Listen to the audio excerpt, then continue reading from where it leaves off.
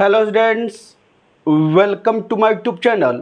और देखिए एक क्वेश्चन और किस पर, डिफरेंशियल इक्वेशन जो आपका पहली यूनिट है उसके अंतर्गत क्या है, solve the equation by reducing into normal form या रिमूवल ऑफ फर्स्ट डेरिवेटिव। एक ही चीज़ है, चाहे रिड्यूस करने के लिए कहें इनटू नॉर्मल फॉर्म या by removing the first derivative, दोनों का एक ही मतलब है। तो सॉल्व करना है इस इक्वेशन को by reducing to normal form या रिमूवल ऑफ फर्स्ट डेरिवेटिव।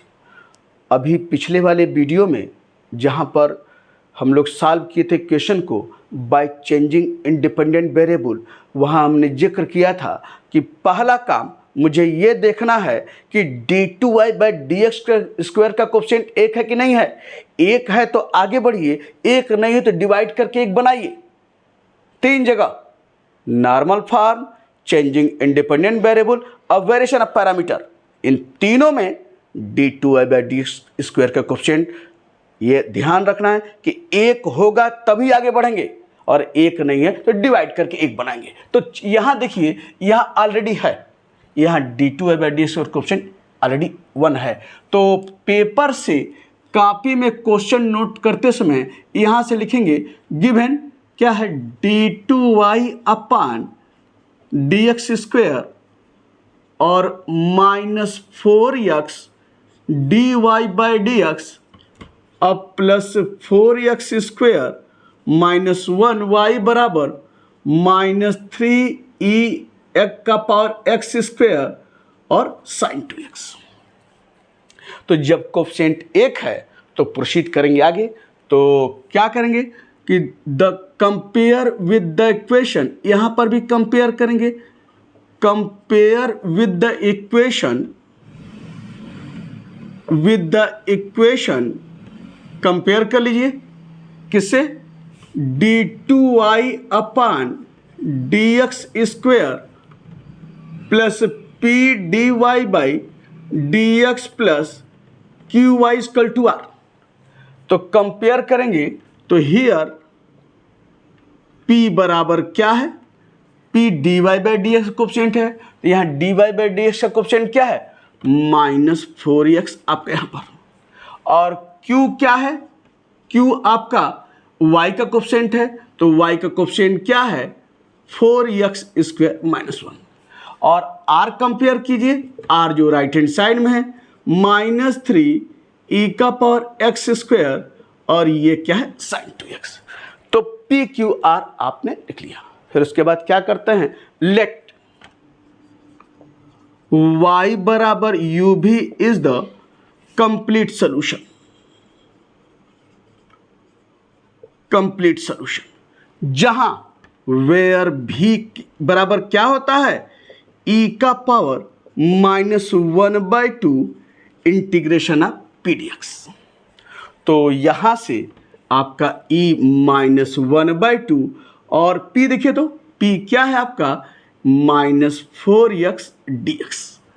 तो बराबर ये देखिए, आप यहां से माइनस माइनस कैंसिल और 2 से ये 4, तो क्या बचा आपका इंटीग्रेशन। आप देखिए ये माइनस माइनस प्लस, यानी क्या है आपके पास 2x dx।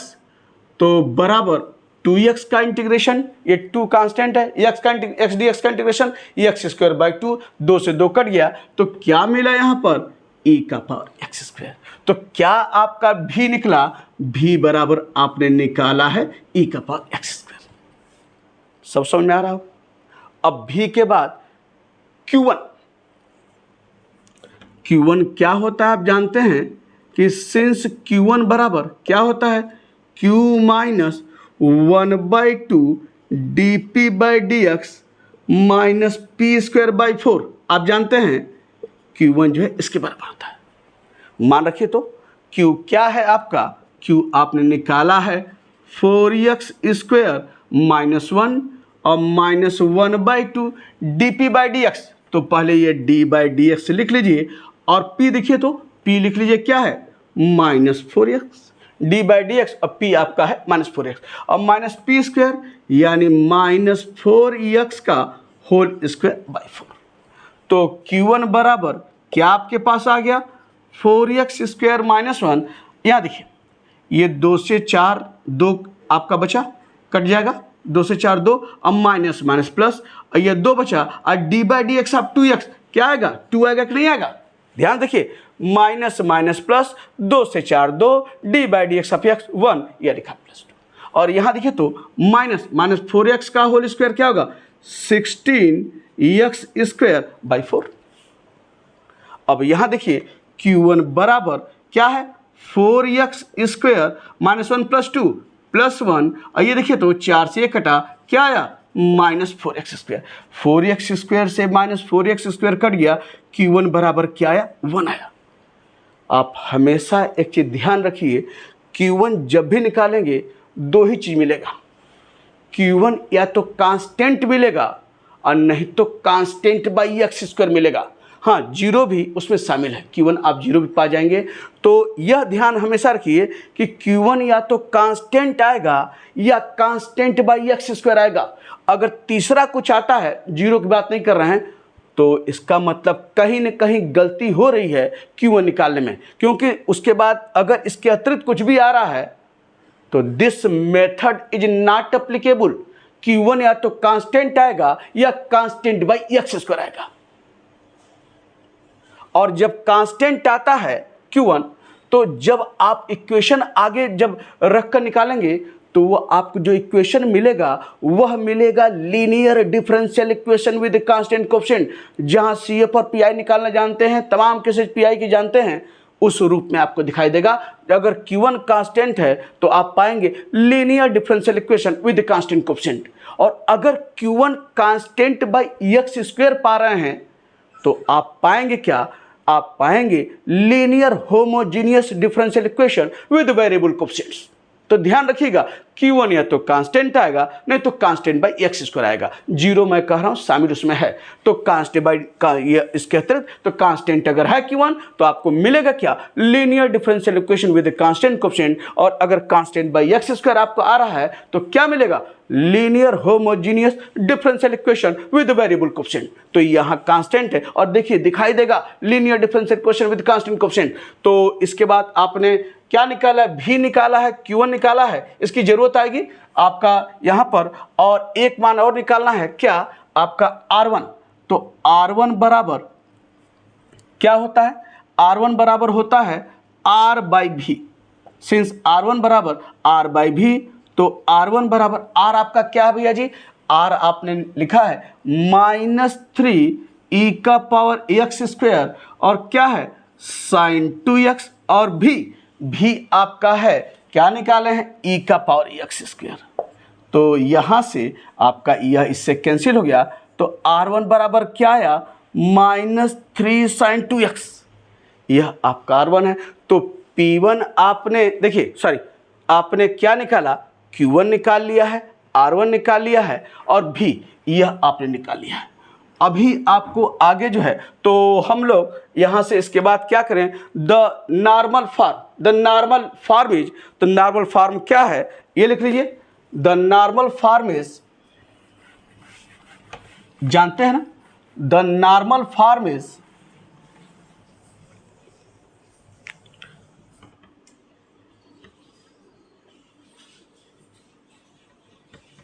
क्या होता है, d2u upon dx² plus Q1u is equal to R1, यही तो नॉर्मल फॉर्म है।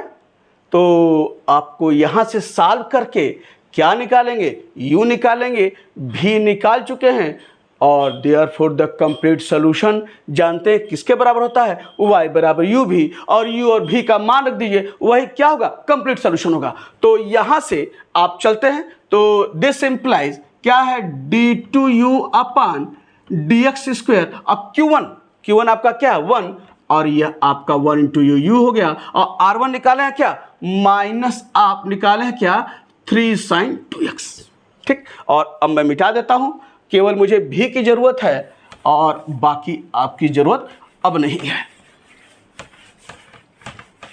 अब इसको जो है लिखिए d बाई डी एक्स बराबर कैपिटल D, तो ऑपरेटर फॉर्म में लिखेंगे तो क्या लिखेंगे, d2 अपॉन dx² d2, और u कॉमन ले लेंगे, d21 प्लस u बराबर क्या है -3 sin 2x।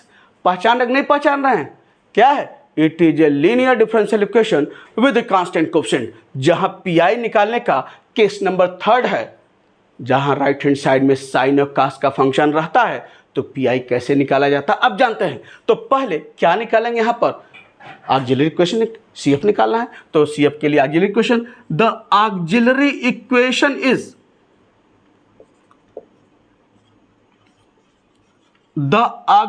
इक्वेशन इज क्या हो जाएगा? m स्क्वायर प्लस 1 बराबर 0, m बराबर plus minus I.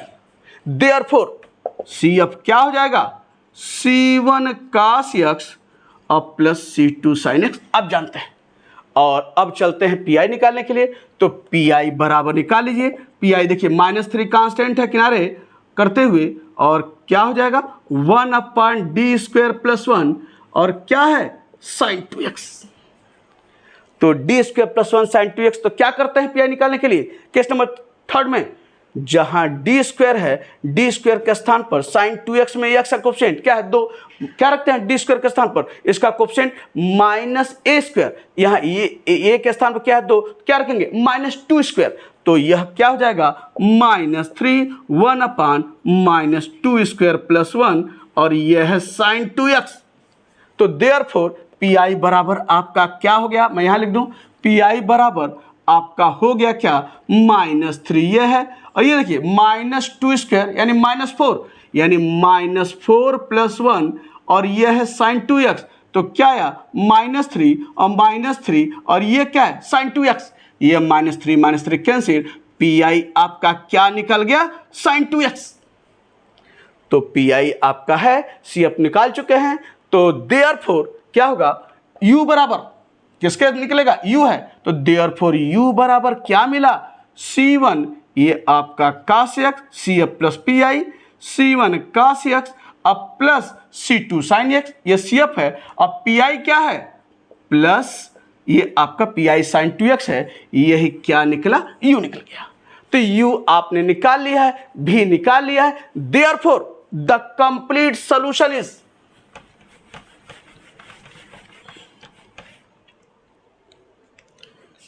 Therefore, the complete solution is क्या होगा y बराबर u भी मान रख दीजिए। u आपका है क्या C1 cos x plus C2 sin x अब प्लस क्या है sin 2x और भी क्या है e का पावर x², और यही आपका जो है आंसर है इस रूप में। तो क्वेश्चन आपका पूरा हुआ इस ढंग से by reducing to narrow form. और नेक्स्ट वीडियो में कुछ और लेकर नए आते हैं, तो मुलाकात होती है आपसे आगे।